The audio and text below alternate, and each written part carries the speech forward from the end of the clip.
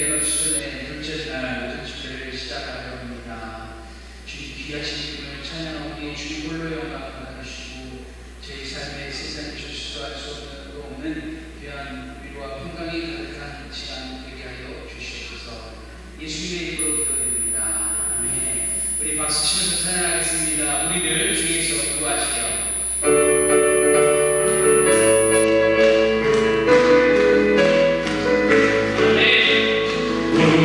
찬송하세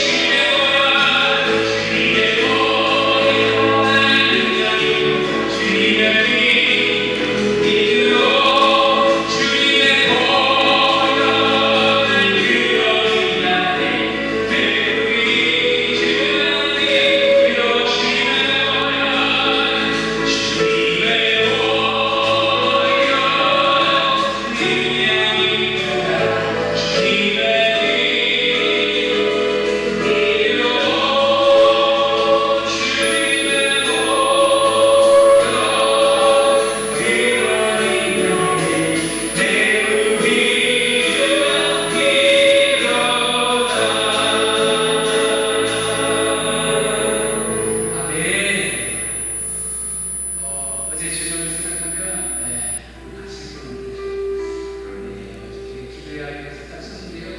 건강이 가득 차 있는데 선교의 큰 모습을 봤을 때 얼마나 가슴이 뜨거웠는지.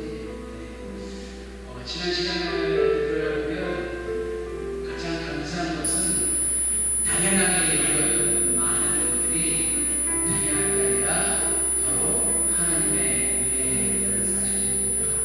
이 아침에 감사하며 찬양하도록 하겠습니다.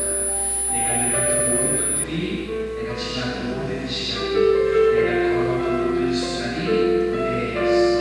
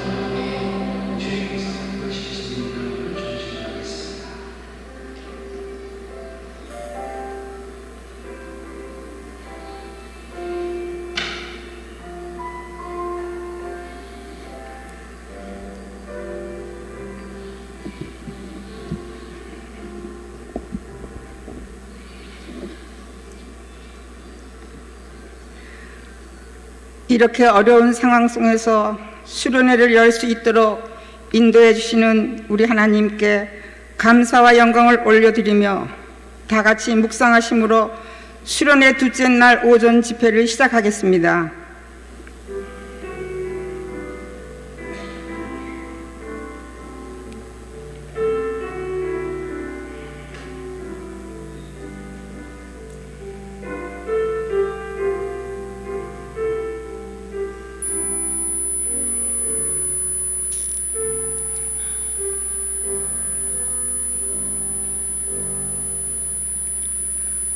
다 같이 찬송 85장을 부르시겠습니다. 찬송은 85장입니다.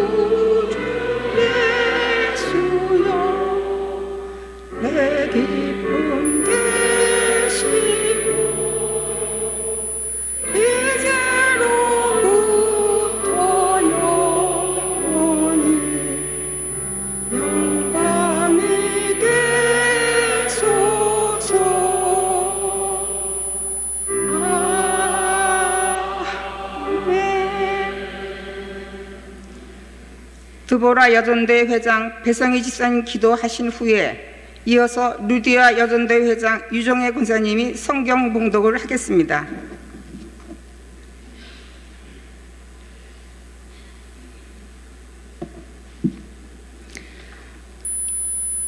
이 세상 모든 만물의 창조주 되시고 우리 삶의 주권자 되시는 전능하신 하나님, 우리를 이토록 사랑하사 독생자 예수 그리스도를 이 땅에 보내주시고 구원해 주신 하나님께 영광과 존귀와 찬양을 올려드립니다. 지난 2년 코로나19로 인해 기도회로 축소해 드릴 수밖에 없었던 수련회를 올해는 이렇게 남녀 선교회가 함께 모여 거룩한 예배와 찬양을 드리는 자리로 모이게 하심에 감사드립니다. 지난 주일까지는 무더위와 싸우느라 또 이번 주는 예기치 못한 집중호우로 인해 많은 피해를 입고 어려움을 겪고 있습니다. 또한 다시 확산된 코로나로 인해 많은 사람들이 고통을 겪고 있는 상황입니다. 이렇듯 어려움에 처하고 힘든 이들에게 은총을 내려주시고 위로하여 주시사 우리가 어려움 속에서 더욱 의지해야 할 분은 오직 주님 한 분임을 다시금 깨닫고 고백하게 하옵소서. 그동안 우리는 주님을 먼저 생각하기보다는 당장 눈앞에 보이는 것만을 쫓았습니다. 주님을 의지하기보다는 나의 생각과 뜻대로 살려고 했습니다. 어려운 이웃을 돌보기보다는 자신의 안위를 누리려 했습니다. 어리석었던 이 모든 죄들을 회개하오니 주여 용서하여 주옵소서. 예수님을 믿는다는 것은 나를 위해 십자가에 죽은 예수님을 믿을 뿐 아니라 부활하신 예수님을 믿는 것임을 아오니 이 부활의 예수님이 지금도 우리와 함께 계시기에 두려워하지 않고 승리의 삶을 살 수 있음을 의심치 않고 믿게 하여 주옵소서. 이번 수련회를 통하여 지친 영혼들이 위로받고 새롭게 거듭나는 결단의 시간이 되게 하옵시고, 마음속에 남아있는 우상과 교만과 시기와 분노와 질투를 버리고 주님의 십자가의 사랑과 용서로 채워지는 놀라운 축복의 시간이 되게 하옵소서. 또한 주님께서 제자들의 발을 씻겨주신 그 섬김의 자세로 교회와 이웃을 섬기며 부모와 자녀를 섬기는 섬김의 남녀 성교회로 변화시켜 주옵소서.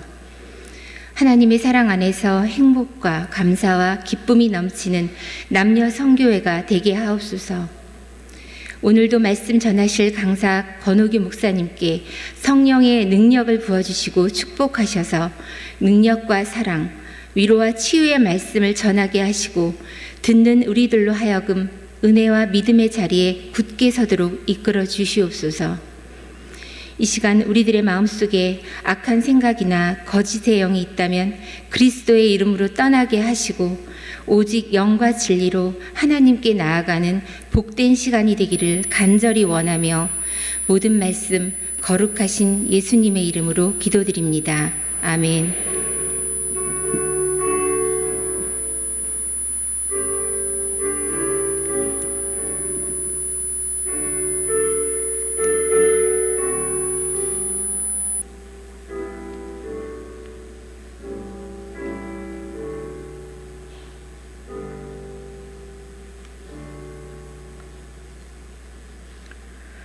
이 시간 하나님께서 우리에게 주신 말씀은 디모데전서 4장 7절에서 8절 말씀입니다. 신약 339면쯤입니다. 디모데전서 4장 7절에서 8절 말씀입니다. 봉독합니다. 망령되고 화탄한 신화를 버리고 경건에 이르도록 내 자신을 연단하라. 육체의 연단은 약간의 유익이 있으나 경건은 범사에 유익하니 금생과 내생에 약속이 있느니라. 아멘.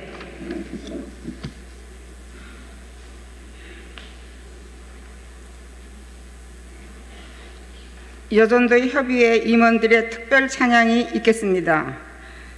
특송 후에 권옥유 목사님께서 둘째 날 말씀, 다시 믿음의 능력을 의지하라는 제목의 말씀을 전해주시겠습니다.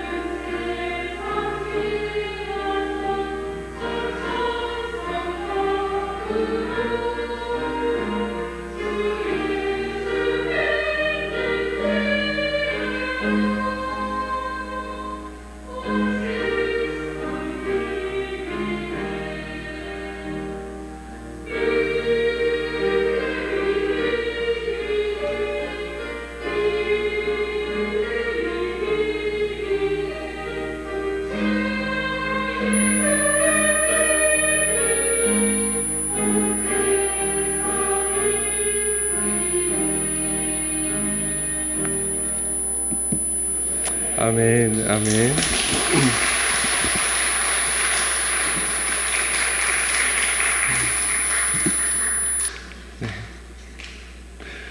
우리 여전대 식구들의 귀한 찬양 감사합니다. 제가 잠시 기도하고 말씀 함께 나눌까요? 거룩하신 아버지 하나님 감사합니다. 오늘도 저희들을 주님 앞으로 이끌어 주셔서 감사드립니다.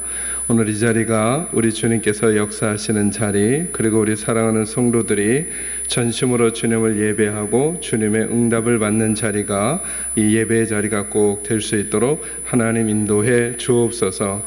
성령 하나님 역사해 주셔서 저희들의 마음 문을 열어주시기를 바랍니다. 저희 모두가 전하는 이나 듣는 이나 성령의 감동 아래에서 하나님 우리에게 주시는 은혜를 얻는 시간이 꼭 되도록, 그래서 한 분도 거저 왔다 거저 돌아가는 일 없이 우리 속에 새로운 하나님의 이야기들이 많아지는 복되고 귀한 이 시간 되도록 하나님 함께해 주옵소서. 예수님의 이름으로 기도합니다. 아멘, 아멘. 이 시간에도 하나님의 은혜가 여러분과 함께 하시기를 주님의 이름으로 축원합니다. 한번 주변 여러분들과 한번 인사할까요? 참 잘 오셨습니다. 은혜 받고 돌아가세요. 참 잘 오셨습니다. 은혜 받고 돌아가세요. 제가 여러분들에게 어제 그런 말씀 드렸죠. 제가 어려서부터 신학을 시작하고 목회를 시작하면서 제일 큰 하나님 앞에서의 소망이 뭐냐 하면 너무나 좋은 하나님의 말씀들을 우리 성도들에게 쉽고 분명하고 구체적으로 좀 알려드리면 좋겠다라고 하는 소망을 가지고 제가 하나님 앞에 기도하고 또 사역하고 있습니다. 제가 그 중에 한 가지가 뭐냐 하면 저희들이 하나님 앞에 복 받는 인생을 살아가야 하잖아요. 그죠? 그래서 제가 말씀을 이렇게 살펴보니까 하나님께 복을 받는 방법이 저희들이 생각하는 거랑은 조금 달라요. 저희들은 어떤 식으로 하나님께 복을 받으려고 하느냐 하면 하나님 내게 복 주세요, 복 주세요 자꾸 이러는 거예요. 근데 성경이 우리에게 알려주는 하나님의 방법, 제가 여러분에게 간단히 한번 알려드릴까요? 창세기 12장에 보면 하나님께서 아브라함에게 뭐라고 말씀하시느냐 하면 이렇게 말씀해요. 이제부터 내가 너를 복의 근원으로 삼겠다 이렇게 말해요. 그러면서 이렇게 말씀해 주시죠. 그래서 내가 너를 복의 근원으로 삼아서 너를 축복하는 자에게는 내가 복을 주고 너를 저주하는 자에게는 내가 저주를 내릴 거야 이렇게 말씀하는 거예요. 자, 이제 이 말씀을 한번 들어보는 거예요. 아브라함 옆에 있는 사람이 복을 받으려면 어떻게 하면 될까요? 이제부터 한번 잘 생각해 보세요. 아브라함 옆에 있는 사람이 복을 받으려면 어떻게 하면 돼요? 하나님께 복을 달라고 할까요? 아니면 누구를 축복할까요? 아브라함을 축복하는 거예요. 아브라함을. 여러분, 더 재밌는 말씀은 뭐냐 하면 갈라디아서 3장 9절에 보면 예수 믿는 저와 여러분이 아브라함의 기업을 받는 후손들이라는 거예요. 그러니까 누가 아브라함의 그 기업을 받게 된 거냐면 예수 믿는 사람들이 그렇다는 거예요. 그러니까 여러분 옆에 있는 분들이 마치 누구와 같은 거예요? 아브라함인 거죠. 그러니까 복을 받으려면 어떻게 해야 되겠어요? 옆에 사람을 축복하는 거죠. 이게 경고가 될 수도 있어요. 만약에 여러분 옆에 있는 분들을 저주하면요, 하나님이 뭐 하시겠다고요? 우리를 저주할 수도 있다는 거예요. 여러분, 이거 참 무서운 이야기 아니에요? 우리는 하나님께는 복을 달라고 하면서도 내 옆에 있는 아브라함의 후손, 아브라함의 기업을 유업으로 받는 그들을 향해서는 우리가 어떤 태도를 취했는가 한번 생각해 보는 거죠. 저희 교회에 어린아이들이 굉장히 많아요. 그래서 제가 어린아이들을 매우 좋아하거든요. 그래서 그런지 저희 교회 젊은 우리 엄마 아빠들이 저를 매우 좋아하는 거예요. 근데 저는 젊은 엄마 아빠들에게 뭐 이렇게 사랑을 별도로 표시하거나 그러지 않거든요. 근데 그분들이 저를 왜 좋아할까요? 당신의 아이를 제가 좋아하니까. 근데 거꾸로 한번 생각해 보세요. 어느 날 제가 그 중에 어떤 한 아이가 좀 이렇게 미워 보여가지고 에이, 이 미운 녀석하고 제가 꿀밤을 주는 거를 그 어머니가 봤다고 한번 생각해 보세요. 그 어머니는 저를 좋아할까요? 안 좋아할까요? 아니요. 저는 그 집사님에게 아주 매너 있고 예의 있게 대하거든요. 그래도 저를 좋아할까요? 안 좋아할까요? 안 좋아요. 왜요? 누구에게? 아이에게 잘못하니까 그게 서운해지는 거죠. 여러분, 하나님의 마음을 잘 이해하셔야 돼요. 여러분 옆에 있는 분들은 누구냐면 하나님의 아들과 딸이란 말이에요. 아브라함의 후손이에요. 그런 여러분들이 복을 받으려면 여러분 잊지 마셔요. 이제부터. 복 받으려면 누구를 축복하자. 옆에 있는 사람을 축복하자는 거죠. 또 한 가지 방법요. 예전에 우리 믿음의 어른들은 어떻게 하셨냐 하면, 저는 이제 젊은 우리 세대들도 예전 믿음의 선배들의 이런 모습들을 따랐으면 좋겠다 싶은 게 있는데, 식당이나 아니면 다른 댁의 가정에 가면 꼭 뭐부터 해드려요? 기도부터 해드려요. 기도부터. 왜 그렇게 하셨느냐 하면 예수님이 그런 말씀하셨거든요. 제자들을 전도여행을 떠나보내면서 뭐라 그러냐 하면, 너희들은 어느 마을에 어느 집에 들어가거든 그 집에다가 뭘 빌어주라 그래요? 평안을 빌어주래요. 복을 빌어주라는 거죠. 그러면서 예수님이 뒤에 이런 말씀을 하세요. 만약에 그런데 그 가정이나 그곳이 그 평안과 복을 받을 만하면 그 복이 어디로 간다고요? 그들에게 갈 거라는 거예요. 여러분, 이거 얼마나 놀랍고 감사한 일이에요. 여러분이 어느 가정에 가서 복을 빌어줬는데 여러분이 복을 빈 것처럼 그 가정이 복을 받는다면 놀라운 일이잖아요. 근데 예수님 한 말씀 더 하셨어요. 만약에 그 가정이나 그곳이 그 평안과 복을 받을 만하지 아니하면 내가 빌어준 그 복이 누구에게 올 거라고요? 나에게. 그러니까 여러분 질문할게요. 복을 크게 빌까요? 작게 빌까요? 크게 빌어야죠. 보셔요. 그러니까 여러분, 저와 여러분이 하나님께서 우리에게 복 받는 방법을 알려주신 게 뭐냐면, 우리와 하나님 앞에서 우리가 어떻게 하나님께 많이 구하냐의 문제가 아니라 내 옆에 있는 사람들을 어떻게 축복하느냐인 거예요. 그러니까 아브라함의 후손에게 복을 작게 빌어줘요? 크게 빌어줘요? 크게 빌어주고, 그리고 낯선 곳에 가서라도 예수 믿든 안 믿든 그곳에다 복을 작게 빌어요? 크게 빌어요? 크게 비는 거죠. 크게 빌어서 복을 받을 만하면 그곳으로. 그렇지 않으면 누구에게로 와요? 제가 왜 이 얘기했냐면, 다시 여러분 옆에 분들을 축복하려고요. 작게 축복할까요? 크게 할까요? 표정과 태도를 다 갖춰서 다시 한번 옆에 분들에게 인사합니다. 참 잘하셨습니다. 은혜 받고 들어가세요. 참 잘하셨습니다. 은혜 받고 네. 여러분에게 이 평안이 있기를 주의 이름으로 축원합니다. 제가 어제 여러분에게 말씀드렸어요. 은혜 받는다는 건 두 가지라 그랬죠. 하나는 목사님이 하나님의 말씀을 전할 때 내 생각과 똑같으면 아멘 하면서 무슨 생각하자고요? 나 지금 뭐 받고 있다. 은혜 받고 있다는 생각 꼭 하셔야 되고, 또 하나는 목사님이 전해주시는 말씀이 내가 그동안 그렇게 생각하지 않았음에도 불구하고 그것이 하나님의 말씀이라면 누구 생각을 포기하고, 내 생각을 포기하고 누구 생각을 넣는 게 믿음이라고요? 하나님의 생각을 넣는 거예요. 그러면서 여러분이 꼭 생각하셔야 돼요. 나 지금 뭐 받고 있다? 은혜 받고 있다는 거예요.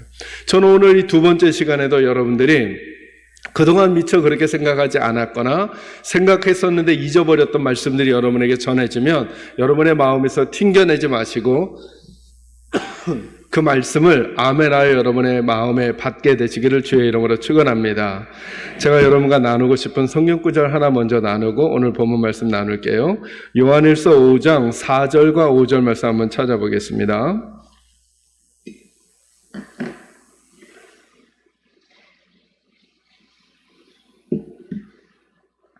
신약성경 392쪽 그 어간입니다. 요한일서 5장 4절과 5절 말씀. 우리 말씀을 같이 한번 읽어볼까요? 말씀 읽습니다. 무릇 하나님께로부터 난 자마다 세상을 이기느니라. 세상을 이기는 승리는 이것이니 우리의 믿음이니라. 예수께서 하나님의 아들이심을 믿는 자가 아니면 세상을 이기는 자가 누구냐? 아멘, 아멘. 여러분, 하나님의 말씀을 믿으시죠? 자, 어제 말씀드렸죠. 믿음이란 누구 생각을 끄집어내는 거예요? 내 생각 끄집어내고 누구 생각을 넣는 거예요? 하나님의 생각을 넣는 거죠. 그래서 어제 말씀드렸죠. 우리는 무엇으로 행하고 믿음으로 행하고 뭐로 행하지 않는다? 보는 것으로 행하지 않는다는 거예요. 내게 어떤 상황이 주어지더라도 그 상황으로 나를 규정하는 게 아니라 우리는 무엇으로 나를 규정해요? 믿음으로 규정한다는 거예요. 그 하나님 뭐라고 말씀하세요? 이 하나님의 말씀이 믿어지시기를 바라요. 4절 말씀. 무릇 하나님께로부터 난 자마다 세상을 이긴다 진다. 뭐라 그러셔요? 자, 여러분은 하나님께로부터 나셨어요? 안 나셨어요? 여러분 하나님의 자녀죠. 따라합니다. 나는 하나님의 자녀다.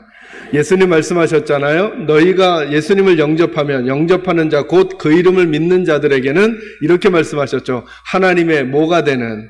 자녀가 되는 권세를 주셨다. 자녀라는 건 누가 낳았다는 뜻이에요? 하나님이 낳으셨다는 거예요. 그러니까 하나님은 이렇게 말씀하는 거예요. 무릇 하나님께로부터 난 자마다, 한 사람 아니죠. 모든 사람이 세상을 어떻게 할 거라고요? 아멘인가요? 질문할게요. 여러분 생각에는 여러분이 세상 이길 것 같으세요? 세상에 질 것 같으세요? 솔직하게 우리 업계에서, 동종업계니까 우리는 늘 가정의 삶을, 직장의 삶을, 세상의 삶을 살아가면서 내가 세상을 이기는 것 같으세요? 지는 것 같은 느낌이 드셔요? 지는 것 같은 느낌이 우리에게 들어요. 그래서 영적인 싸움을 오늘 이 시간에 하는 거예요.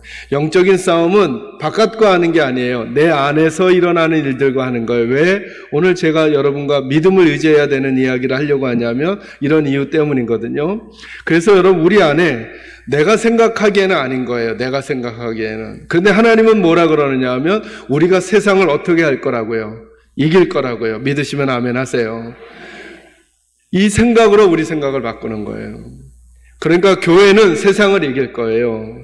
예수 믿는 사람들은 세상을 이길 거예요. 그런데 그냥 이긴다고 말씀하시는 게 아니죠. 그 뒷부분 보셔요. 세상을 이기는 승리는 이것이 우리의 못 때문에 이길 거라고요. 믿음으로 이길 거라는 거예요. 믿음으로. 제가 어제와 오늘, 그래서 우리 인천제일교회 식구들과 나누려는 말씀이 뭐냐 하면, 그렇다면 도대체 우리의 믿음이 뭐냐는 거예요. 우리 그동안 나는 믿는다라고 생각했는데 내가 믿는다라고 하는 생각이 과연 하나님의 생각과 맞는가, 하나님의 생각과 맞지 않는가를 자꾸 구분해내야 하는 거예요. 예수 믿는 것과 내가 살아가는 것을 구분해서 살아가요. 따로따로 살아가요. 말씀드렸잖아요. 여자는 초장에 잡는 게 아니라니까요. 성경엔 그런 말씀이 없어요. 여자는 연약한 그릇과도 같아서 그들을 보호하고 아끼고 사랑하는 눈빛과 행동을 해줘야 돼요. 적어도 예수를 믿는 남편들은 이제 믿음이 있다라고 말하려면 이 말씀 받아들이셔야 돼요. 여자를 함부로, 눈빛도 함부로 주거나 아내에게 폭력을 행사하거나 아니면 말을 함부로 하거나 하는 거, 목사님 저는 제 태생이 그래서요. 아니요. 제가 보니까 절대 우리 태생 때문이 아니에요. 우리가 그렇게 배워왔기 때문에 그래요. 이거 어떻게 바꿀 수 있는지 오늘 나누려고 하는 거예요. 믿음이란 꼭 기억해 놓으세요. 내 관점으로 사는 게 아니라 누구 관점으로 사는 거예요? 하나님 관점으로 사는 거죠. 여러분, 하나님께서 이스라엘 백성들을 어디에서 건져내셨어요? 애굽에서 건져내셔서, 왜 애굽에서 건져내셨어요? 어디로 데려가려고? 가나안 땅으로 데려가려고 출애굽시키신 거잖아요. 근데 여러분, 만약에 하나님의 목적이 이스라엘 백성들을 애굽에서 건져서 가나안에 넣는 것만이 목적이라면 하나님이 굳이 하지 않으셔도 되는 일이 하나 있었어요. 그게 출애굽기 20장에 나와요. 출애굽기 20장에 보면 하나님께서 이제 출애굽을 한 가나안으로 이끌어가고 있는 이스라엘 백성들 중에서 모세를 시내산에 부르셔요. 그래서 시내산 꼭대기에서 하나님이 모세에게 두 가지를 주시죠. 기억하세요? 하나는 뭘 주시냐 하면 성막을 짓는 방법을 알려주세요. 그 얘기는 나중에 기회가 있을 때 하고요. 그리고 또 한 가지 주는 게 있죠. 두 돌판에다가 뭘 주죠? 십계명을 주죠. 여러분, 십계명이라는 게 뭐의 요약일까요? 하나님의 율법, 말씀의 요약이죠. 그러니까 이렇게 설명해도 될까요? 하나님께서 시내산 꼭대기에서 모세에게 뭘 주신 거예요? 하나님의 말씀을 주신 거죠. 하나님의 말씀이라는 게 뭘까요? 하나님의 마음을 주신 거예요. 하나님의 생각을. 여러분, 이렇게 질문해 보세요. 왜 애굽에서 건져낸 이스라엘 백성들을 가나안으로 이끌어 가시면서 하나님은 그들에게 하나님의 말씀을 주셨을까요? 하나님의 목적이 분명한 거죠. 이스라엘 백성들을 애굽에서 건져내서 가나안에 데려가는 것만이 목적이 아니라 그들의 뭘 바꿔주고 싶으신 거예요? 그들의 생각을 바꿔주고 싶은 거예요. 왜냐하면 이스라엘 백성들은 지금까지 애굽에서 살면서 어디 패턴으로 살았을까요? 애굽 패턴으로 살았죠. 종의 패턴으로 살았죠. 그래서 여기서 그냥 나와도 먹고 입고 자고 살아가는 걸 어디 패턴으로 할 가능성이 많아요? 애굽 패턴으로 할 가능성이 많은 거죠. 근데 하나님은 그거 싫으시다는 거예요. 너희 이제 가나안 땅에 들어가면 애굽 패턴으로 살지 말고 누구 패턴으로 살라는 거예요? 하나님 패턴으로 살라는 거예요. 뭐를요? 먹고 입고 자고 살아가는 걸. 이걸 여러분에게 적용하는 거예요. 저와 여러분은 죄의 종에서 하나님 나라 백성이 되었어요. 근데 이 질문 해보는 거죠. 그렇게 하나님 나라 백성이 된 내가 10년 전과 지금이, 20년 전과 지금이, 30년 전과 지금이 얼만큼 나는 말하는 것에서, 생각하는 것에서, 행동하는 것에서, 아내를 대하는 것에서, 자녀를 대하는 것에서, 옆에 있는 벗들을 대하는 것에 있어서, 교회 일을 함에 있어서 하나님의 패턴으로 일을 하고 있는가 점검해 보셔야 하는 거예요. 그러지 않으면 어떤 일들이 발생하느냐 하면 이스라엘 백성들이 가나안에 들어갔지만 그들이 하나님의 패턴으로 안 살아요. 율법을 잊어버리고 하나님을 멀리하면서 자기들 패턴으로 살아요. 여러분 질문할 테니까 답해 주세요. 그래서 그들이 가나안에서 복을 받아요? 징계를 받아요? 징계를 받죠. 가나안 땅에 들어갔는데 나라가 망하고 가나안 땅에 들어갔는데 포로로 잡혀가는 일들이 막 생기는 거예요. 왜요? 그들이 가나안 땅에 안 왔기 때문인가요? 아니죠. 그 젖과 꿀이 흐르는 가나안 땅에 왔지만 누구 말씀대로 안 사는 거예요. 하나님의 말씀대로 안 산다는 걸 이렇게 표현해 드릴까요? 애굽 패턴으로 계속 사는 거예요. 누구 패턴으로 안 살고 하나님 패턴으로 안 살고. 인천제일교회 식구들에게 여쭙는 거예요. 여러분들은 이미 하나님의 자녀가 되셨어요. 여러분의 남성교회와 여러분의 여전도회는, 여러분의 부서는, 여러분의 기관은, 여러분 개인과 여러분의 가정은 하나님 패턴으로 사셔요? 아니면 세상 패턴으로 사셔요? 여러분 패턴으로 사셔요? 하나님 말씀의 패턴으로 사셔요? 이게 우리의 복됨과 복되지 않음을 결정하는 거예요. 흔히 이렇게 말하죠. 예수 믿으면 복되다고. 아니죠. 예수 믿으면 복된 자리로 가게 돼 있는데 그 복됨을 누리고 살아가려면 우리 패턴이 누구 패턴으로 바뀌어야 돼요? 하나님 패턴으로 바뀌어야 되죠. 그래서 관점을 바꾸는 게 매우 중요해요. 짓궂은 질문할 테니까 답을 잘 해주세요. 여러분, 성전을 짓는 게 선한 일이에요? 악한 일이에요? 자신 있게 대답해 주세요. 자, 성전을 짓는 게 선한 일이에요? 악한 일이에요? 대답하셨어요. 성전을 평생토록 짓고 싶어하는 평생의 소원으로 가지고 있었던 사람이 있어요. 그 사람이 누구냐면 다윗이에요. 다윗. 아시죠? 그래서 성전을 지을 만한 재정도 준비했고 재원도 준비했고 인적 자원도 다 준비가 돼 있어요. 그런데 누가 막으셔요? 하나님이 막으셨어요. 질문할게요. 이제부터 다윗은 성전을 지으면 선이에요? 악이에요? 아니, 아까 성전을 짓는 건 선이라면서요. 다시요. 다윗은 성전을 이제부터 지으면 선이에요? 악이에요? 악이죠. 왜요? 누가 막으셨으니까. 자, 잘 보셔요. 우리가 선이라고 내가 생각했던 성전을 짓는 일조차도 누가 허락하지 않으시면, 하나님이 막으시면 성전을 지으면 악이 돼요. 그런데 솔로몬은 성전을 지을 생각을 하고 있지 않았어요. 근데 누가 성전을 솔로몬 보고 지으라 하셔요? 하나님이. 그러니까 이제부터 솔로몬은 성전을 지으면 선이 되고 성전을 안 지으면 뭐가 돼요? 자, 제가 뭘 자꾸 보여드리려고 하는 거냐면 이걸 누가 결정하셔요? 내가 아니면 하나님이? 하나님이. 저와 여러분의 남성교회와 여전도회는 왜 그렇게 하시려고 하는 거예요? 왜 그 일을 하려고 하는 거예요? 라고 물을 때 내가 해왔으니까, 내가 잘하니까, 내가 하고 싶으니까 인지 아니면 하나님 때문인지가 점검되지 않으면 우리가 이 오류에 계속 빠지게 된다는 거예요. 저와 여러분이 가지고 있어야 될 세상을 이기는 믿음의 첫 번째가 뭐냐 하면 하나님이 우리를 여전히 사랑하고 있다는 사실을 믿으셔야 돼요.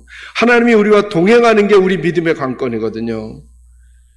여러분 옆에 하나님이 계신가요? 여러분, 이 사실은 너무나 중요해요. 복음서를 읽어갈 때 여러분이 이런 패턴을 한번 연습해 보세요. 복음서를 마태, 마가, 누가, 요한복음 읽어가다가 어느 본문에서 예수님이 거기 계시다가 예수님이 빠져나가시잖아요. 그럼 이렇게 예상하고 읽어보세요. 아, 이제 문제가 생기겠구나. 왜요? 누가 계시다가 누가 없어요? 예수님이 빠져나가시니까.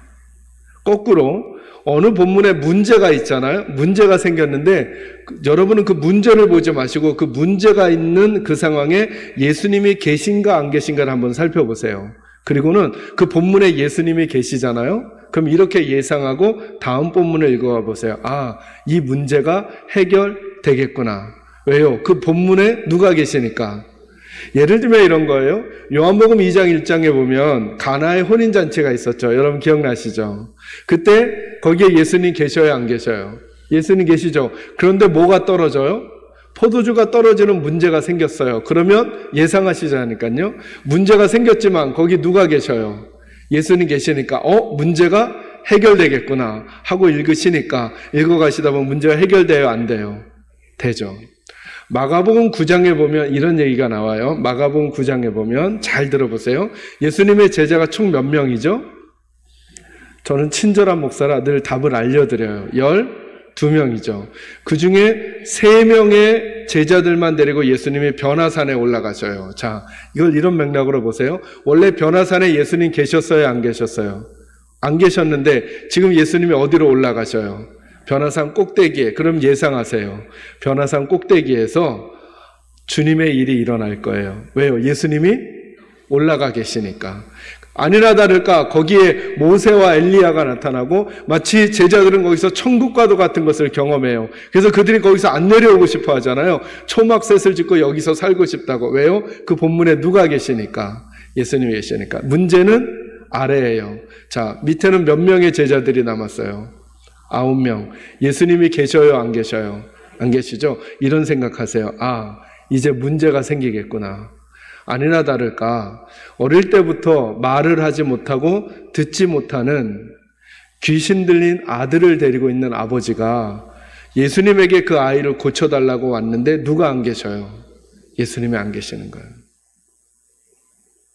제자들에게 부탁을 했지만 제자들이 고치지를 못하는 거예요. 왜요? 누가 안 계시니까. 여러분도 이 생각하셔요? 여러분의 자녀들은 지금 어떤 위치에 있으세요? 일이 잘 되고 남부럽지 않은 직장에 다니고 그리고 남들보다 앞서가고 있나요? 그걸 보지 마시고 그 옆에 예수님이 계신지 보셔야 해요. 우리 아이 옆에 예수님 안 계시잖아요? 그러면 성경이 말해주잖아요. 문제가 생길 수 있구나. 반대로 여러분의 아이, 여러분의 가정에 문제가 있나요?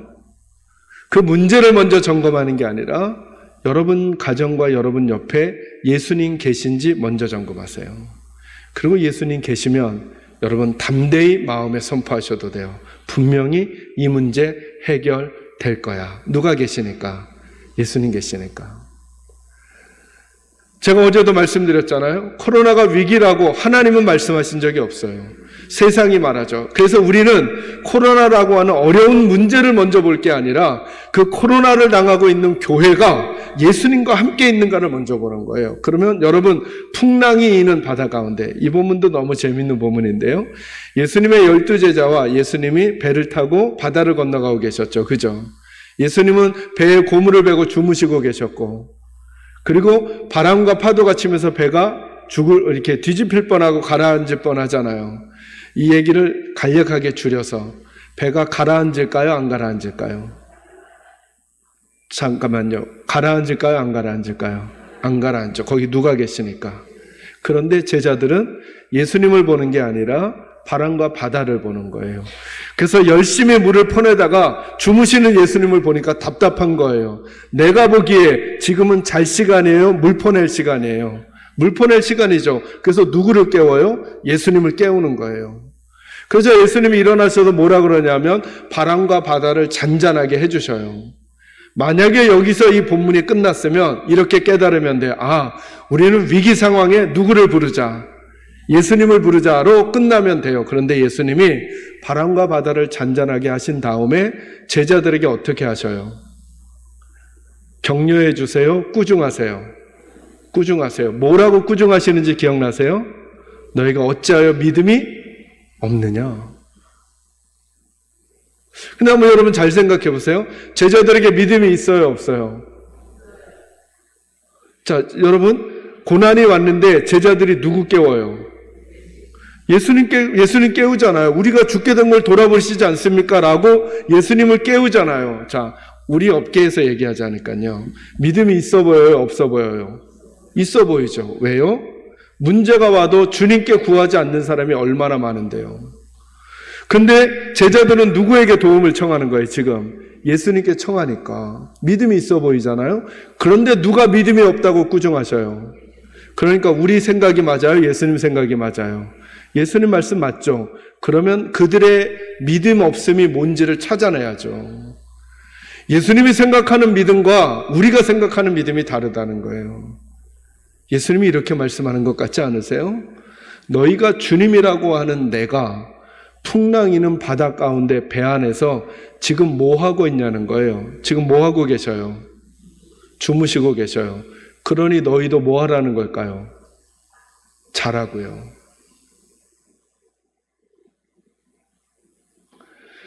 여러분, 아직 주님이 흔들리지 않아요. 주님이 요동하지 않아요. 주님은 그 풍랑이 있는 배 가운데서도 주무시고 계시잖아요. 근데 우리는 뭐라고 생각하냐 하면 이러다 망할 것 같은 거, 이러다 죽을 것 같은 거, 이러다 끝날 것 같은 거. 근데 우리 주님은 여전히 건재하시거든요. 여전히.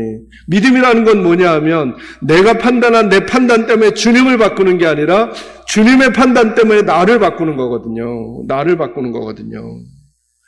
그러니까 이런 거죠. 믿음이란. 주님이 우실 때 우리는 뭐 해야 될까? 웃을까요? 울까요? 우리도 울고, 주님이 기뻐하시면 우리도 기뻐할까요? 슬퍼할까요? 기뻐해야 되는 거죠. 버려진, 잃어버린 영혼 하나가 하나님의 품으로 돌아오면 하늘에서는 잔치가 벌어진대요. 그럼 우리 교회도 새 가족이 한 사람 오면 새 가족이 오는 그 한 사람 때문에 우리 먼저 된 모든 성도들이 주님과 함께 기뻐할까요? 아니면 무관심할까요? 기뻐해야죠. 이거 묻는 거예요. 우리는 주님이 우시는 문제를 가지고 같이 울고 주님이 기뻐하시는 문제를 가지고 우리도 같이 기뻐하는가? 그러지 않으면 우리는 내가 믿음 있는 것처럼 이야기하지만 결국 누구와 핀트가 맞지 않아요. 주님과 핀트가 맞지 않아 믿음이 없다라고 하는 이야기를 듣게 될 거라는 거예요. 아까 이야기로 돌아와서 예수님이 안 계시니까 제자들 9명만 있잖아요. 이 제자들 9명만 있으니까 예상하시라 그랬죠. 문제가 발생할 거라고.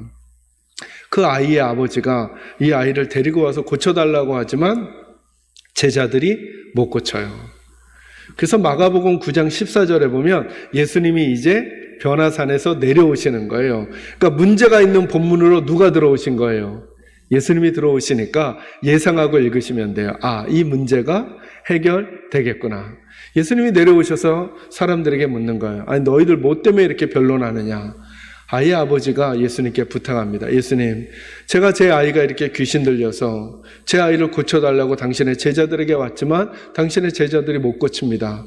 하실 수 있거든 이 아이를 고쳐주십시오. 그러자 예수님이 생각과 말을 바꾸시죠. 할 수 있거든이 무슨 말이냐? 믿는 자에게는 능치 못함이 없느니라 라고 말씀하니까 이 아버지가 예수님 제가 믿습니다. 제 믿음 없는 걸 도와주세요 라고 말할 때 예수님이 그 아이를 고쳐주세요. 그리고 나서 그 다음 본문, 이제 제자들에게 물음표가 생겼어요. 왜 우리는 못 고치고 예수님은 고쳤는가? 그래서 조용한 시간에 예수님께 여쭙는 거예요. 예수님, 왜 우리는 못 고치고 예수님은 고치셨습니까? 그때 예수님이 이런 말씀하시죠. 기도 외에 다른 것으로는 이런 유가 나갈 수 없느니라. 이 말을 다른 표현으로 바꾸면 제자들은 뭐 하지 않았다는 거예요. 기도하지 않아서 이런 일이 생기지 않았다는 거죠.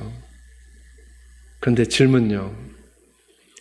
벙어리 귀신 들리고 듣지 못하는 귀신 들린 아이를 아버지가 데리고 왔을 때 제자들이 그 아이들을 고치려고 기도를 했을까요? 안 했을까요? 한번 생각해 보세요. 만약에 여러분의 교구 목사님에게 여러분의 자녀의 아픈 문제를 가지고 오면 목사님들이 기도하실까요? 안 하실까요? 하시죠. 사도들은 저희들과 클래스가 달라요. 그분들이 기도 안 했을 리가 없죠. 근데 예수님은 뭐 하지 않아서 안 됐다 그래요. 자, 이게 중요한 말씀이에요. 제자들은 기도했지만 누가 기도가 아니라는 거예요. 그런 기도는 기도가 아니라고 예수님 말씀하시는 거예요. 여러분 남성교회도 여전도회도 여러분 성도님들도 문제가 생기면 하나님께 기도하죠. 그죠? 근데 혹시 주님은 이렇게 말씀하시는 거 아니에요? 그건 기도가 아니야.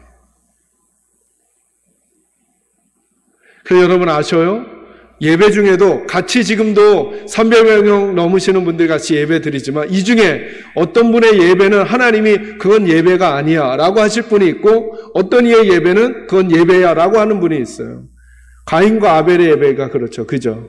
둘이 같이 제사를 지내지만 하나님이 가인 건 거절하셔요. 그리고 아벨 것만 받아요. 기도도 마찬가지죠. 제자들은 기도했을 것 같은데 예수님은 기도가 아니라는 거예요. 그건. 왜 그럴까요, 여러분? 이것 때문에 그래요. 이게 마가복음 9장의 일이거든요. 근데 마가복음 6장에서 이런 일이 있었어요. 자, 9장하고 6장이니까 어느 게 먼저 일어난 일이에요? 6장이 먼저 일어난 거죠. 들어보셔요. 마가복음 6장에서 어떤 일이 있었냐 하면 예수님께서 하루는 지금까지는 예수님께서 귀신을 내쫓고 병자를 고치는 사역을 하셨는데 마가복음 6장에서 갑자기 예수님이 2명씩 제자들을 짝지어서 전도 여행을 보내는 거예요. 지금까지 제자들은 귀신 들린 사람을 만나도 겁이 하나도 안 나요. 왜요? 누가 다 해결하시니까. 예수님이 해결하시니까. 근데 마가복음 6장에서는 예수님이 같이 안 가는 거예요. 예수님이 같이 안 가고 자기들끼리 2명씩만 가야 하는 거예요. 자, 여러분 상상력을 동원하세요. 그 2명이 가다가 처음으로 귀신 들린 사람을 만났어요. 1번 자신만만하다. 2번 겁이 난다. 어떤 걸까요? 1번일까요? 2번일까요? 2번이겠죠. 왜요? 누가 안 계시니까. 예수님이 안 계시니까. 예수님이 계셔야 이 문제가 해결되는데 이제는 예수님이 안 오시고 우리끼리 하니까 우리끼리 가다가 귀신 들린 사람 만나니까 아마 그들은 자신만만하기보단 두려웠을 거예요. 그죠? 그러면서 누구 생각이 간절했을까요? 물리적으로는 예수님이 떨어져 계시지만 마음으로는 누구 생각이 간절해요? 예수님 생각이 간절한 그 마음을 가지고 예수의 이름으로 귀신아 물러가라 하니까 귀신이 떠난 거예요. 그래서 마가복음 6장 11절 이하 13절까지 보면 뭐라 그러냐면 그들이 둘씩 다니면서 많은 귀신을 내쫓았대요. 자, 숫자를 떠올리세요. 어떤 귀신요? 한두 귀신? 아니요. 많은 귀신을 몇 명씩 가서 2명씩 가서 이제 마가복음 9장으로 오세요. 마가복음 9장에 제자들이 몇 명이에요? 9명. 귀신 들린 사람은 많아요? 1명이에요. 1명. 그것도 어른, 아이. 질문할 테니까 답해 주세요. 제자들이 귀신 들린 그 아이를 보고 자신만만했을까요? 두려웠을까요? 아니요, 잠깐만요. 지금도 예수님 안 계시잖아요. 예수님 변화산에 계시고 자기들밖에 없잖아요. 자신만만했을까요? 두려웠을까요? 자신만만했어요. 왜요? 우리가 몇 명씩 가서도 2명씩 가서도 얼만큼의 귀신을 많은 귀신을 쫓았는데 지금은 우리가 몇 명이에요? 그런 경험을 가진 우리가 9명. 귀신 들린 사람은 성경 말씀이 너무나 재미있죠? 어린아이, 작은 것을 표현해 주시는 거예요.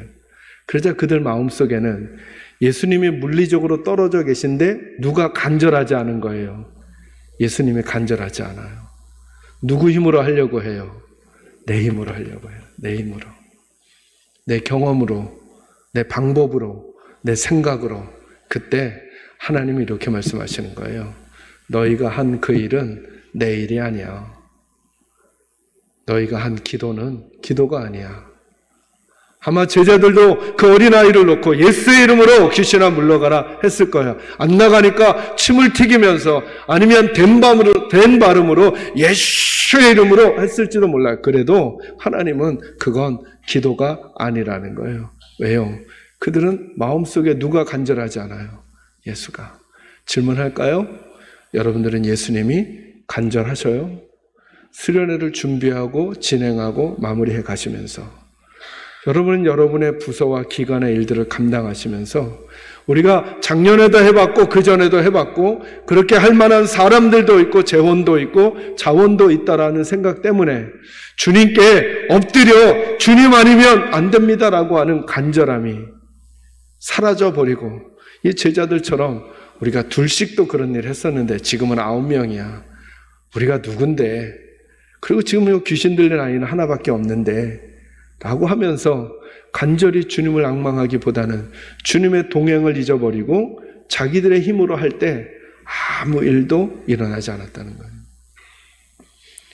저는 여러분 개인과 여러분 가정, 그리고 우리 사랑하는 인천제일교회, 남성교회, 여전대 사역 위에 여러분이 아무리 경험이 많더라도, 여러분이 아무리 축적된 노하우가 있더라도 하나님의 일은 하나님이 하셔야 한다는 사실을 잊지 마시기를 주의 이름으로 축원합니다.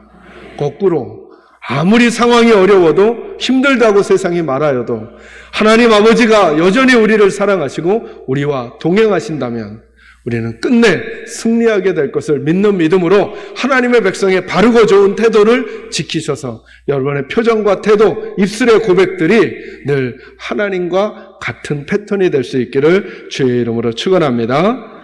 그 믿음의 능력을 보이기 위해서 저와 여러분이 가져야 할 게 있어요. 이제 본문 한번 보셔요. 디모데전서 4장 7절과 8절입니다. 4장 7절과 8절 다 같이 읽을까요? 시작. 망령되고 허탄한 신화를 버리고 경건에 이르도록 내 자신을 연단하라. 육체의 연단은 약간의 유익이 있으나 경건은 범사에 유익하니 금생과 내생에 약속이 있느니라. 아멘. 뭐라고 말씀하세요? 망령되고 허탄한 신화를 버리고 경건에 이르도록 내 자신을 연단하라 이렇게 말했죠. 이 연단이란 단어는 어떤 단어와 아주 비슷하냐 하면 연습하다는 것과 똑같아요. 그러니까 경건에 이르도록 뭐 해야 된다고요? 연습해야 된다는 거예요. 연습이라는 게 뭐죠? 한 번 해보고, 두 번 해보고, 세 번 해보고, 네 번 해보고 반복해야 한다는 거예요. 8절 말씀 보세요. 육체의 연단이라는 단어 뭐로 바꿔보자고요? 연습으로. 육체의 연습은 약간의 뭐가 있다고요? 맞아요. 육체 연습하는 거, 육체가 훈련하고 운동하는 거 약간의 유익이 있어요.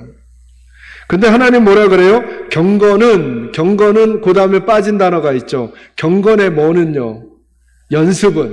경건의 연습은 범사에 유익하니 금생과 내생에 약속이 있느니라. 아멘. 그러니까 경건이라는 게 뭐냐면 하나님과 같은 패턴이 되어가는 거거든요. 이게 뭐라 그랬어요? 믿음이라 그랬죠. 그냥 따라합니다. 믿음은 연습하는 것입니다. 좀 더 크게 해요. 믿음은 연습하는 것입니다. 여러분 믿음은 연습하셔야 돼요. 저절로 되지 않아요. 시간이 지난다 그래서 저절로 믿음이 좋아지는 사람이 되지 않아요. 10년 전에 예수님 믿었어도 30년 전에 예수님 믿었어도 믿음을 연습하지 않으면 그 믿음의 연습이라는 게 뭐예요? 내 생각을 끄집어내고 하나님의 생각을 넣는 걸 연습하지 않았잖아요. 그러면 10년 뒤에도 똑같아요. 예를 들어 이런 거죠. 제가 운전을 처음 배웠을 때가 전임 전도사 시절이었거든요. 그러니 뭐 지금부터 한 30년도 넘은 그 정도 된 것 같아요. 그런데 운전을 이렇게 교습할 때 왜 우리 운전면허 따는 분들은 운전면허를 이미 딴 분들이 너무 대단해 보이잖아요. 제가 면허를 따고 저희 부목사님이 저를 연수를 시켜주시는데 너무 멋있어 보이는 거예요. 왜냐하면 좌회전이 쫙 나오니까 어떻게 하냐면 옆에 이렇게 시트를 딱 대시더니 요렇게 돌리면서 좌회전하는 거예요.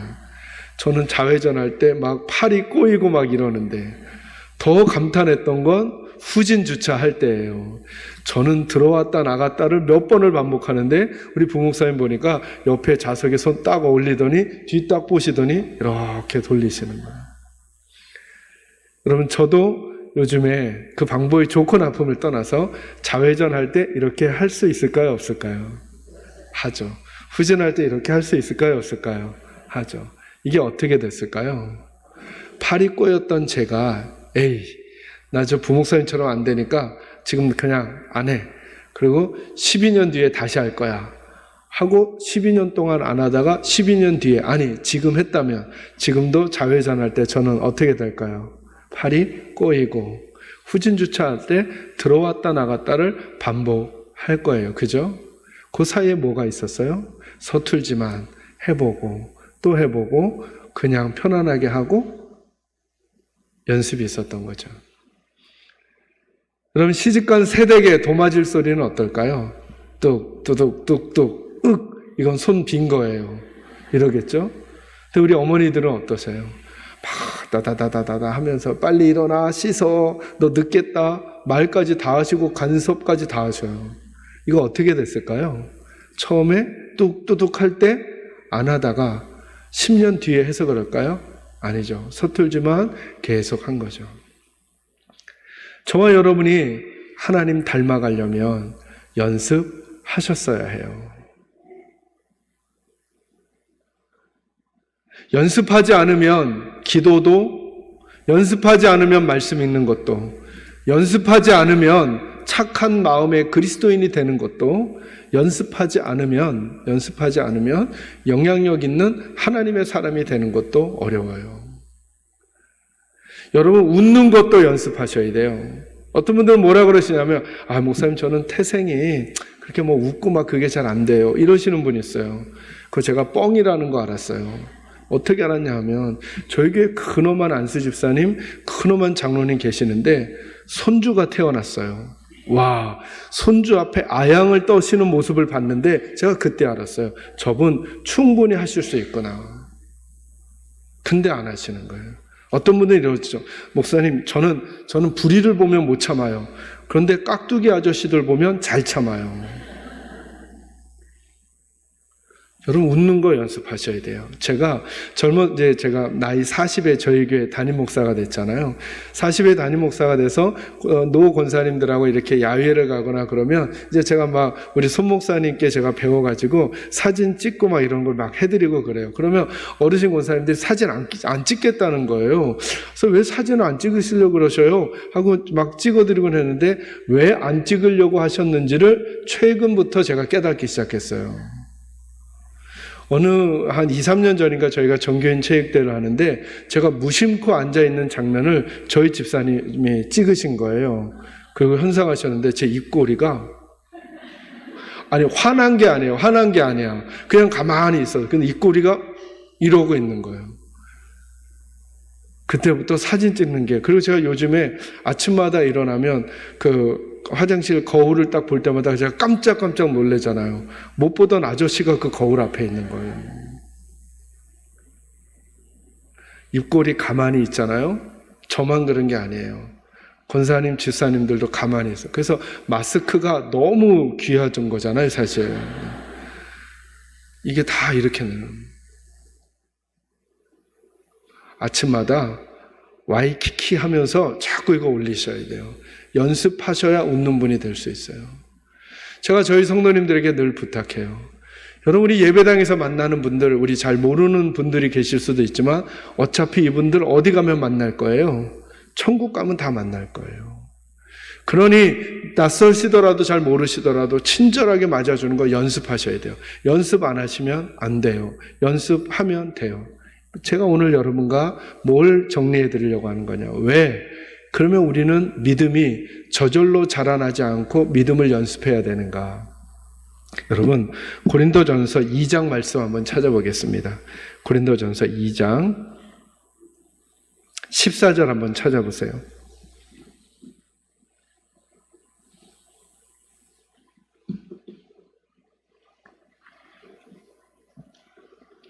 성경에 보면 이 땅에 존재하는 사람들을 세 부류의 사람으로 성경이 분류해요. 다른 분류도 있지만 고린도전서에서는 이렇게 분류해요. 자, 14절 말씀 한번 보세요. 같이 한번 읽을까요? 2장 14절 시작. 육에 속한 사람은 하나님의 성령의 일들을 받지 아니하나니 이는 그것들이 그에게는 어리석어 보임이요 또 그는 그것들을 알 수도 없나니 그러한 일은 영적으로 분별되기 때문이라. 아멘. 어떤 사람이 있다고요? 어디에 속한 사람? 육에 속한 사람은 어떤 일들을 헤아리지 못한다는 거예요? 성령의 일들을 받지 못한다는 거예요. 왜냐하면 그게 어리석어 보이기 때문에. 그래서 여러분, 예수 믿지 않는 분들은, 예수님을 영접하지 않은 분들은 교회에서 저희들이 하는 행동들을 어리석다고 생각해요. 야, 하나님이 어딨냐? 하나님이 눈에 보이냐? 그러면서 우리가 하는 일들을 어리석어. 저희가 기도하는 모습을 예수 믿지 않는 분들이 보잖아요. 그러면 거의 광신에 가까운 모습처럼 볼지도 몰라요. 왜요? 그분들은 하나님의 일에 대한 감각이 없기 때문에. 이분들을 어디에 속한 사람이라고 성경이 표현한다고요? 육신에 속한 사람. 그러니까 이 세상에는 육신에 속한 사람이 존재해요. 또 한 종류의 사람들은 어떤 사람들이냐 하면 15절 말씀이에요. 같이 읽을까요? 시작. 신령한 자는 모든 것을 판단하나 자기는 아무에게도 판단을 받지 아니하느니라. 아멘. 어떤 사람이 있냐면 신령한 사람. 이건 너무 예전 표현인데요. 오늘날 말로 바꾸면 영에 속한 사람을 가리키는 거예요. 또 한 부류의 사람이 있어요. 3장 1절부터 제가 읽을게요. 형제들아 내가 신령한 자들을 대함과 같이 너희에게 말할 수 없어서 육신에 속한 자 곧 그리스도 안에서 어린 아이들을 대함과 같이 하노라. 이렇게 말해요. 자, 성도들에게 말하는데 성도들은 영에 속한 사람인데 신령한 사람인데 너희들을 가리켜서는 신령한 사람이라고 못하겠고 어디에 속한 사람이라고 한다는 거예요? 육신에 속한 사람. 그러니까 세 부류의 사람이 있어요. 육에 속한 사람, 영에 속한 사람, 그리고 육신에 속한 사람. 제가 성경을 쉽게 설명하는 게 제 소망이라 그랬잖아요. 이거 제가 그림으로 설명해 드릴게요. 육에 속한 사람은 마치 그림이 이렇게 또 돼요. 여러분의 마음을 원이라고 생각하세요. 원이라고 생각하고 그 마음 원 중심에 의자를 하나 그려 놓으세요. 그려 놓으셨어요? 자, 육에 속한 사람의 특징은 뭐냐 하면 예수님 안 믿으니까 그 마음 안에 예수님이 계셔요, 안 계셔요? 안 계시니까 예수님을 바깥에다가 십자가로 그리는 거예요. 육에 속한 사람 마음 바깥에 예수님이 있는 거죠.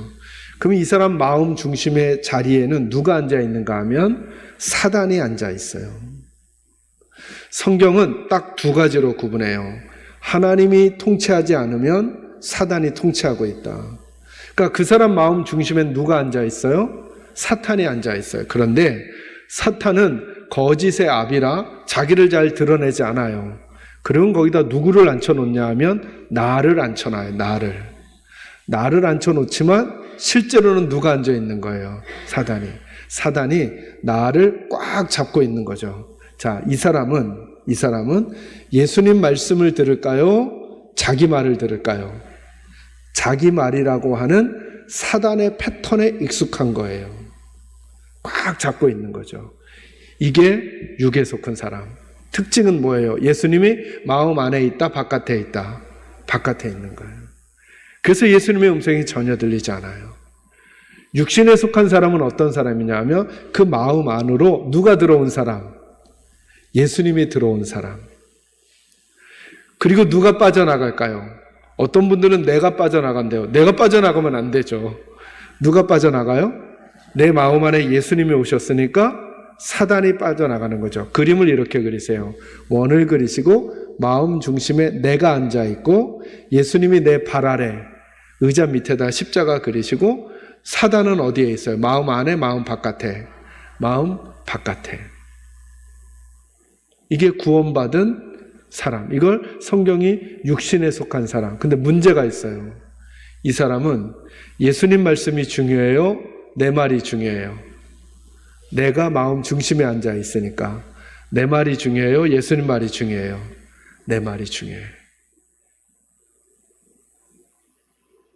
그러니까 육에 속한 사람이나 육신에 속한 사람이 거의 비슷해요. 다른 건 교회 다니는 거, 예수님 믿는다고 하는 거.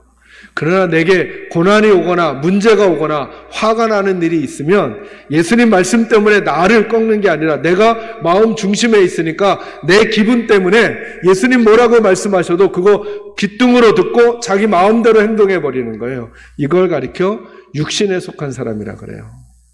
그래서 이런 분들은 기분이 나쁘면 교회 일을 하다가도 안 해버려요. 왜요? 예수님이 하지 말라니까 아니면 내가 기분이 나쁘니까. 내 기분이 나쁘니까.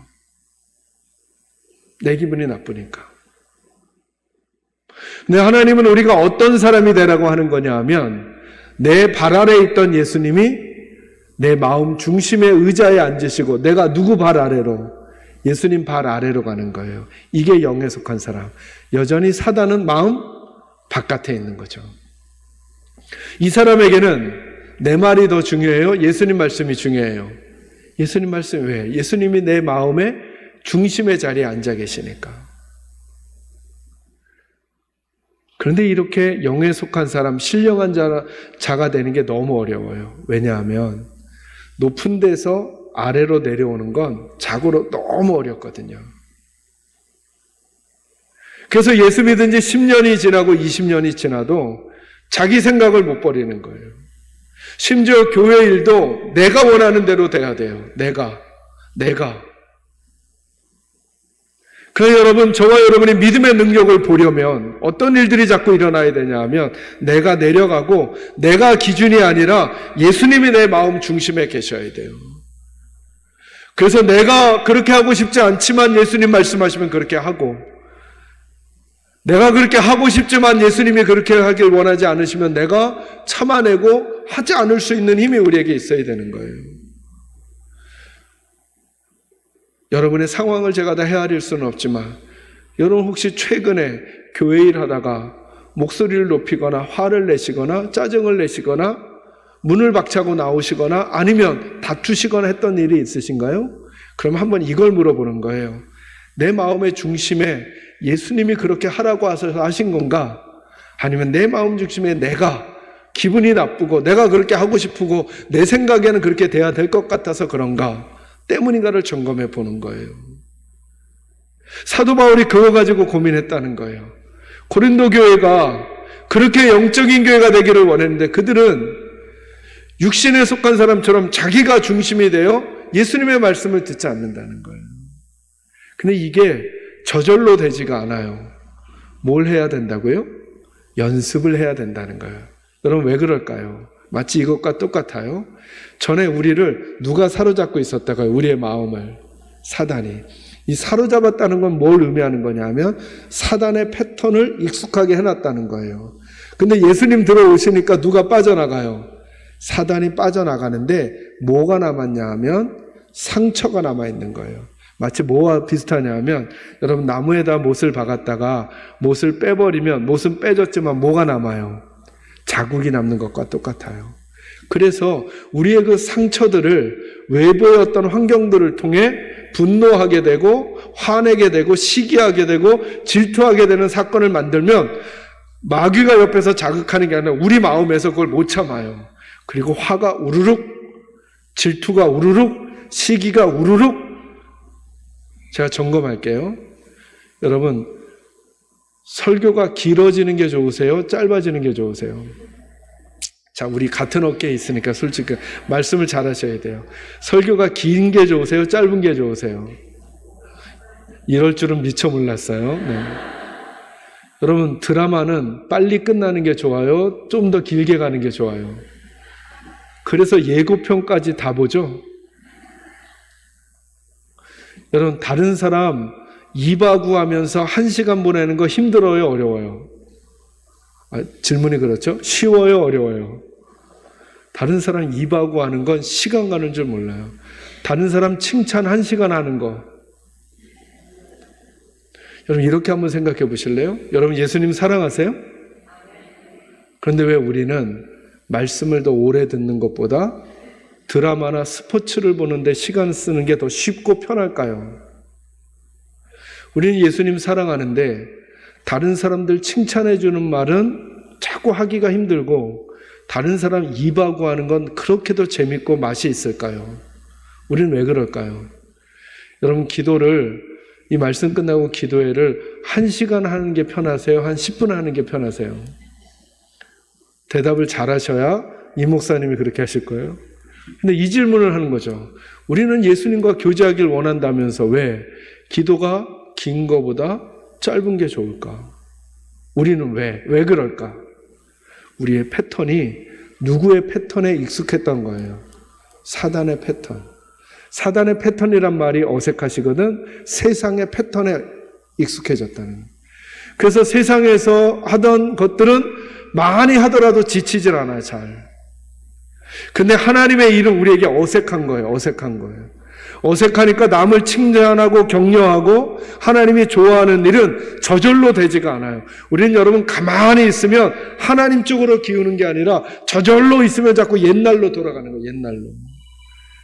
맞다고 지금 전화 오잖아요. 어제도 전화 오고. 그래서 여러분들은 꼭 믿음을 연습하시기를 주의 이름으로 축원합니다. 그러니까 청년들을 칭찬하고 격려하는 거 이거 연습하지 않으면 안 돼요. 하나님 앞에 말씀 있는 거 이거 연습하셔야 돼요. 여러분 오늘 제 말을 들었다고 마음에 필 받아서 좋아 난 내일부터 성경을 1시간씩 읽을 거야. 100% 실패합니다. 안 읽던 분들은 하루에 3장이라도, 아니 3장도 많아. 그분들은 1장이라도 읽으셔야 돼요. 아니 1장도 많아. 1절이라도 읽기를 자꾸 연습하셔야 돼요. 기도 안 하시던 분은 하루에 내가 이제 3시간 동안 기도한다. 이거 안 돼요. 어떤 분은 될 수도 있겠죠. 대부분 다 안 돼요. 안 하시던 분들은 식사기도라도 하세요. 식사기도 안 하셨던 분들은 회사 가셔서라도 눈이라도 감았다가 뜨세요. 이거 자꾸 연습하시잖아요. 그래서 기도를 연습하는 거예요. 그리고 그 능력이 뭔지를 맛보아야만 그 연습이 우리들의 인격과 우리들의 신앙이 될 수 있는 거예요.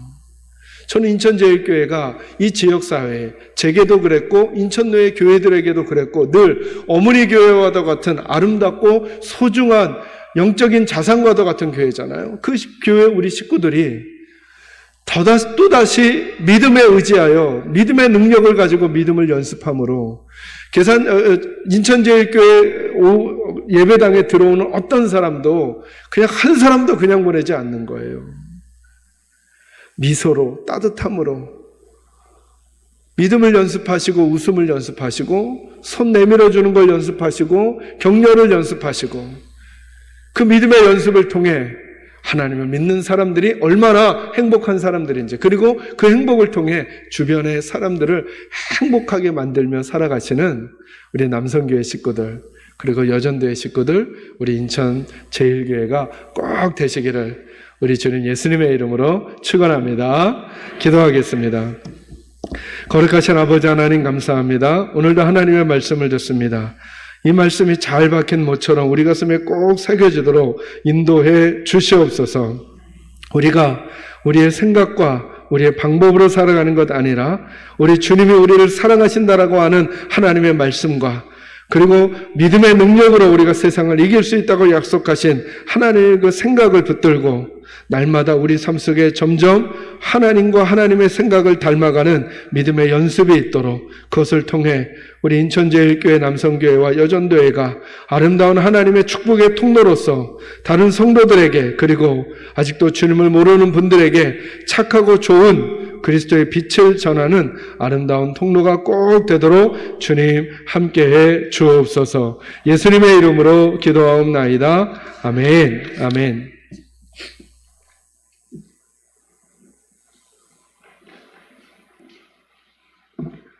다 같이 찬송가 545장을 부르시겠습니다. 찬송은 545장입니다.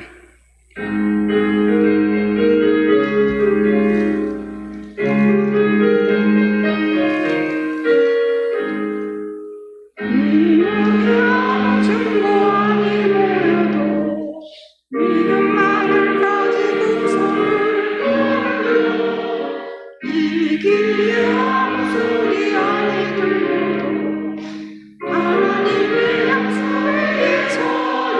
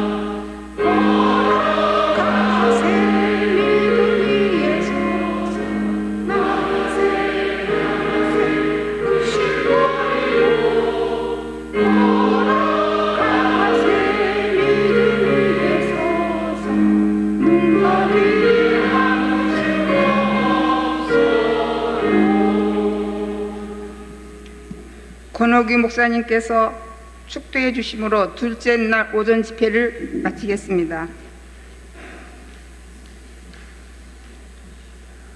이제는 우리를 사랑하시는 예수님의 그 크신 은혜와 하나님 아버지의 한량없는 사랑과 성령 하나님의 감화 감동하심이 오늘도 주 앞에 나와 예배하며 돌아가는 주의 백성들 한 분 한 분 머리 위에와 그 가정과 하시는 일들 위에, 그리고 사랑하는 인천제일교회 위에, 그리고 교회와 성도들 위하여 늘 아낌없이 헌신하고 주님 앞에 쓰임받는 남성교회와 우리 여전들 위에 이제부터 영원토록 함께 하시기를 간절히 축원하옵나이다. 아멘.